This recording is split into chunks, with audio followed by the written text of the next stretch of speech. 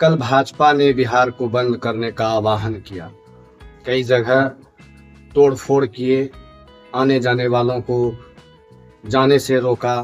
कई बीमार व्यक्ति थे जो अपने इलाज कराने के लिए भी नहीं जा सकते थे, उन्हें आधे रास्ते से घूम के जाना पड़ा और कईयों के साथ कई तरह के ज्यादती की, जो हर न्यूज़ चैनल पर दिखाया जा रहा है। बात सिर्फ इतनी सी थी कि हमारे देश के माननीय प्रधानमंत्री श्री नरेंद्र मोदी जी को किसी ने भरे मंच से माइक पर अपशब्द कहा था, मां को लेकर कई तरह की गालियां दी गई थी।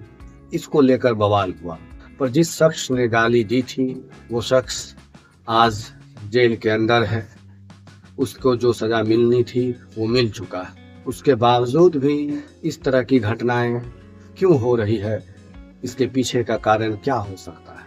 क्योंकि अभी बिहार में चुनाव है, मुद्दा को भटकाना चाह रहे हैं, जैसा बीजेपी वाले वर्षों से करते आ रहे हैं। और सबसे गहन और सोचने वाली बात यह है कि बिहार में जो घटनाएं घटी थी, जिसको लेकर बवाल मचा, बिहार को बंद किया गया, वो बिहार के ही लोग बिहारी ही थे, जिन्हें मोदी जी के लेके इतना सम्मान है। और उनके माँ को गाली देना ये कहीं से भी अच्छी बात नहीं है, पर उनके माँ को गाली देने के नाम पर इस तरह से बिहार को बंद करना ये भी अच्छी बात नहीं है। क्योंकि जिस शख्स ने गाली दी उसे उसकी सजा मिल चुकी थी, अब उसका जान तो आप लेंगे नहीं।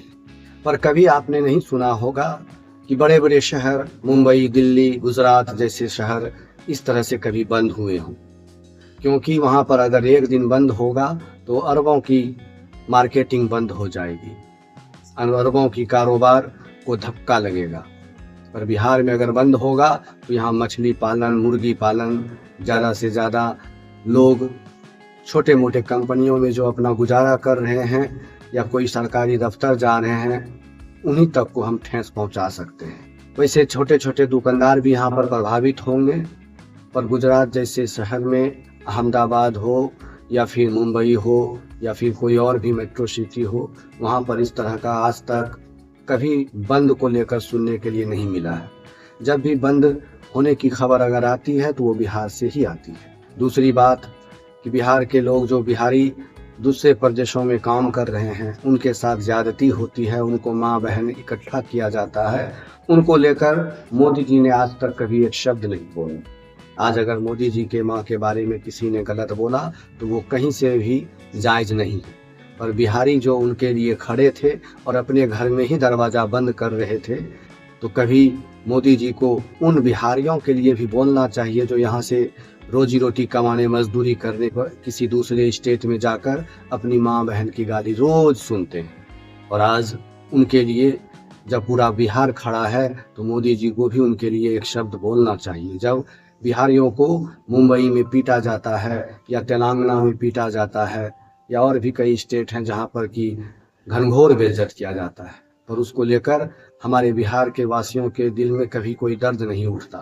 पर मैं देख रहा था जो लोग बिहार बंद करने की बात कर रहे थे, वो कह रहे थे कि हमारे मोदी जी को गाली दिया, सभी के माँ का सम्मान है, सभी के माँ का अपमान किया। पर जितनी हैसियत मोदी जी के माँ का है, उतनी ही हैसियत एक ठेला और एक रिक्शा चालक के भी माँ की हैसियत होनी चाहिए। पर ऐसा देखने को नहीं मिलता है। और इसमें हमारे बिहार के लोग मोदी जी का भरपूर सहयोग करने के लिए अपने ही राज्य में तोड़फोड़ किए, अपने ही राज्य का नुकसान किए। पर अपने राज्य के लोग अगर किसी दूसरे जगह जाकर बेइज्जत होते हैं, गाली सुनते हैं, तो फिर इन बिहारियों के दिल में वो प्रेम कहाँ मर जाता है? मोदी जी का भी वो प्रेम कहाँ चला जाता है? जब वो भावुक संदेश देते हैं, यहाँ के प्रदेश अध्यक्ष उनके इस संदेश से रोने लगते हैं, अश्रु की धारा इतनी बहती है कि रोके ना रुके। इस तरह के नौटंकीबाज भी नेता लोग होंगे, ये कहीं से भी विश्वास करने लायक बात नहीं है। पर दिखाई दे रहा है कि नेता भी एक कलाकार के तरह ही अपना रंग बदलते हैं और उसके पीछे पीछे यहाँ की जनता भी हल्ला करती है। उन्हें बस एक रास्ता दिखा दिया जाता है, उस रास्ते पर चलकर जैसा बताया नेता ने वैसा करना शुरू कर देते हैं। तो इन बिहारियों के गरीब गुरबों मजदूरों के लिए भी मोदी जी को वैसे ही खड़ा होना चाहिए। उन्हें भी उनके पक्ष में खड़ा होकर लड़ना चाहिए कि किसी भी बिहारी को अगर कोई गाली देता है तो वो मेरी माँ का अपमान है। पर ऐसा सुनने को आज तक नहीं मिला है और आगे भी नहीं मिलेगा।